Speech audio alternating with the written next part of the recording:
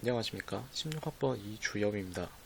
저희 팀의 주제는 고객관리 앱이며 목차로는 개발 개요, 안드로이드 스튜디오, 파이어베이스, 프로젝트 설계, 고객관리 앱, 참고 자료 이렇게 준비되어 있습니다. 개발 개요에는 브랜드 업체나 나름 이름이 있는 업체를 제외한 다소 소규모의 인원이나 혹은 알려지지 않은 가게에서 회원제나 혹은 자주 오시는 고객들에 대한 정보를 입출력하는 방식이 엑셀 혹은 메모장 같은 프로그램을 통하여 하는 곳들이 제법 있었고, 이런 프로그램들은 동일한 시간대나 다수의 직원 혹은 장소의 규제를 받아 실시간으로 정보를 올리고 내리고를 할 수 없다는 것을 전해 듣게 되면서 앞에서 말한 단점을 보완시킬 수 있는 앱을 개발해 보는 게 어떨까 하여 시작하게 되었습니다.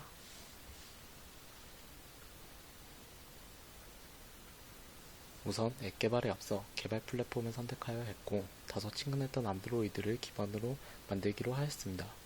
그렇기에 저희가 선택한 프로그램은 안드로이드 스튜디오인데요. 안드로이드 스튜디오는 안드로이드 OS를 기반으로 한 기기를 위한 앱을 개발할 수 있는 환경을 만들어주는 프로그램입니다. 언어로는 저희가 2학년, 3학년을 지내며 배운 자바 언어와 코틀린 언어를 중점적으로 개발 언어로 사용합니다. 실시간으로 앱을 사용하여 정보를 올리고 내리고를 하기 위해서는 데이터베이스가 필요하기에 SQLDB를 선택하려고 하였으나 파이어베이스가 어떠냐는 의견으로 파이어베이스를 선택하였습니다. 파이어베이스는 난생 처음 접해보지만 웹으로도 구동이 가능하였고, 자체적인 DB 부분은 다루기 편리함을 느꼈습니다. 프로젝트 설계 부분입니다. 고객 관리 앱 기능 설계, 사용할 프로그램들을 알아보기, 연습용 SNS 앱 개발, 고객관리 앱 개발. 안녕하십니까. 16학번 이주엽입니다. 저희 팀의 주제는 고객관리 앱이며 목차로는 개발 개요, 안드로이드 스튜디오, 파이어베이스, 프로젝트 설계, 고객관리 앱, 참고 자료 이렇게 준비되어 있습니다. 개발 개요에는 브랜드 업체나 나름 이름이 있는 업체를 제외한 다소 소규모의 인원이나 혹은 알려지지 않은 가게에서 회원제나 혹은 자주 오시는 고객들에 대한 정보를 입출력하는 방식이 엑셀 혹은 메모장 같은 프로그램을 통하여 하는 곳들이 제법 있었고, 이런 프로그램들은 동일한 시간대나 다수의 직원 혹은 장소의 규제를 받아 실시간으로 정보를 올리고 내리고를 할 수 없다는 것을 전해 듣게 되면서 앞에서 말한 단점을 보완시킬 수 있는 앱을 개발해 보는 게 어떨까 하여 시작하게 되었습니다.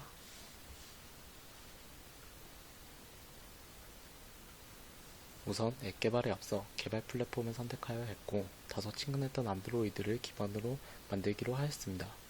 그렇기에 저희가 선택한 프로그램은 안드로이드 스튜디오인데요. 안드로이드 스튜디오는 안드로이드 OS를 기반으로 한 기기를 위한 앱을 개발할 수 있는 환경을 만들어주는 프로그램입니다. 언어로는 저희가 2학년, 3학년을 지내며 배운 자바 언어와 코틀린 언어를 중점적으로 개발 언어로 사용합니다. 실시간으로 앱을 사용하여 정보를 올리고 내리고를 하기 위해서는 데이터베이스가 필요하기에 SQLDB를 선택하려고 하였으나 파이어베이스가 어떠냐는 의견으로 파이어베이스를 선택하였습니다. 파이어베이스는 난생 처음 접해보지만 웹으로도 구동이 가능하였고, 자체적인 DB 부분은 다루기 편리함을 느꼈습니다. 프로젝트 설계 부분입니다. 고객 관리 앱 기능 설계, 사용할 프로그램들을 알아보기, 연습용 SNS 앱 개발, 고객 관리 앱 개발. 기능적인 부분에서는 허락된 사용자만 앱에 로그인이 가능하게 해야 했고, 두 번째는 회원정보 리스트에서 추가 기능이 있어야 했습니다. 세 번째는 회원정보 상세 보기에서의 내용, 수정 작업과 삭제 기능이 있어야 했고, 네 번째는 회원의 검색 기능이 필요했습니다. 다섯 번째는 상세 보기에서 캘린더 기능이 추가되는 것을 목표로 두고 있었습니다. 사용할 프로그램들, 위에서 설명하였던 안드로이드 스튜디오와 파이어베이스를 위주로 사용할 것이며, 안드로이드 스튜디오를 메인 개발 플랫폼으로 잡고 파이어베이스의 실시간 데이터베이스 기능을 사용하여 메모자 형식의 클라우드 DB가 아닌 실시간으로 정보가 입력되고 삭제되고를 할 수 있는 수정이 가능한 구현을 할 것입니다. 다음으로 발표를 하게 된 김기환입니다. 우선 처음으로 앱을 만들기 전 연습용으로 SNS 앱을 만들어 보았습니다. 유튜브에 자세한 강의가 있어서 보고 따라하기 좋았습니다.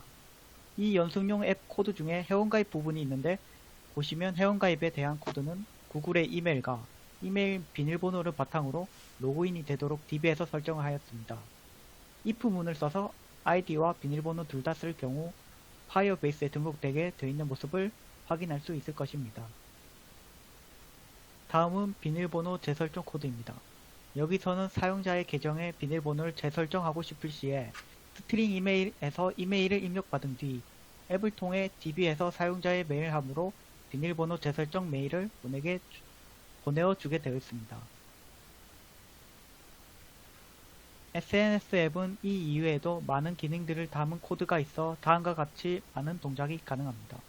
복잡하고 어려웠지만 따라해서 완성하고 나니 잘 돌아갔을 때 왜 개발이란 것을 하는지 알게 된 것 같습니다. 연습용 앱이 끝난 후에는 고객관리 앱을 만들기 위해 총 3단계의 준비 과정을 거쳤습니다. 첫째, 앱 개발에 있어 사용될 프로그램 및 앱에서 사용될 기능과 개발 순서를 말하는 설계. 둘째, DB와 앱의 연동, 앱 기능 간의 연관성이 구성. 셋째, 설계와 구상이 끝났다면 실제 소스를 구현하여 앱 개발에 들어가는 개발입니다.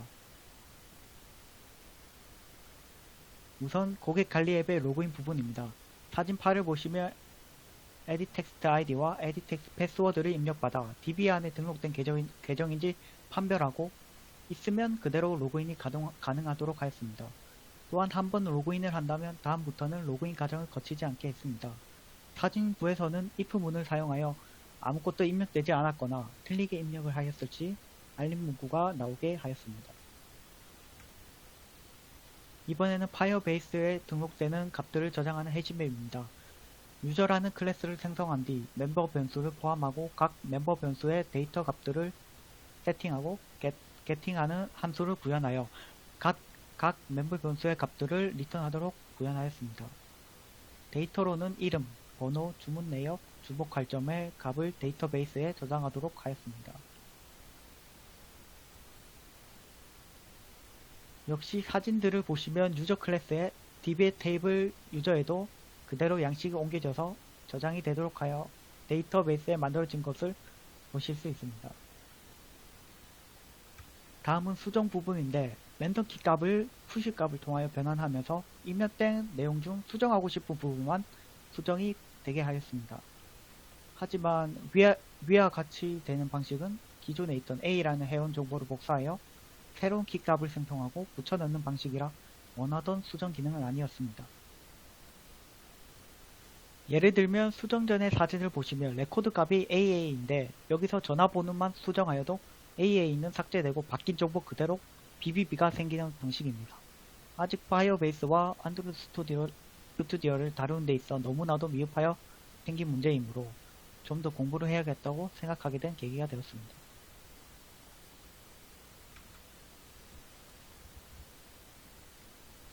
앞서 말했듯이 회원정보 상세 화면에는 수정 버튼과 삭제 버튼이 존재합니다.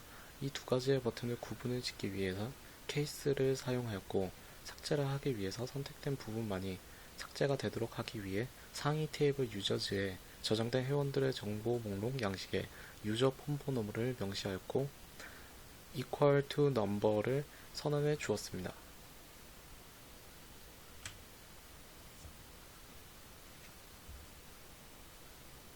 차후 계획입니다. 우선 이번 프로젝트를 하면서 다 완성되지 못했던 기능들에 대해서 차후 천천히 배워가면서 밑에 명시된 기능들을 하나씩 추가할 생각입니다. 우선 첫 번째로 실시간 DB를 통한 검색 기능이 우선 들어가야 합니다. 실시간 DB를 연동하기 전에는 앱 자체에 회원 정보를 담고 있었고 그때는 회원 리스트에 검색 기능이 순조롭게 돌아갔으나 실시간 DB를 연동한 이후 회원 정보를 앱에서 가진 게 아닌 DB에 저장을 하는 시점에서 검색 기능이 작동하지 않게 이 부분은 이번 학기에 끝나기 전까지 최대한 노력하여서 수정하려고 하였으나 실패하였고 차후 앱을 더 개발하는 과정에서 검색 기능 부분을 고칠 예정입니다.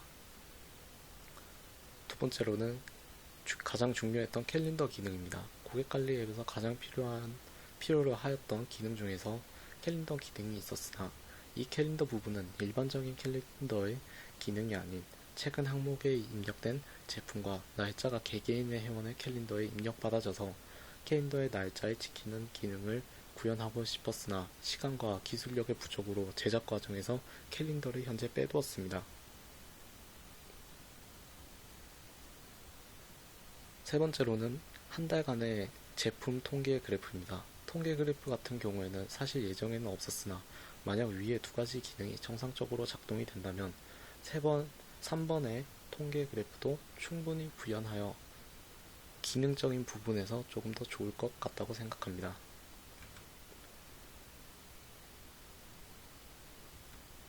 그럼 여기까지 발표를 끝마치겠습니다. 수고하셨습니다.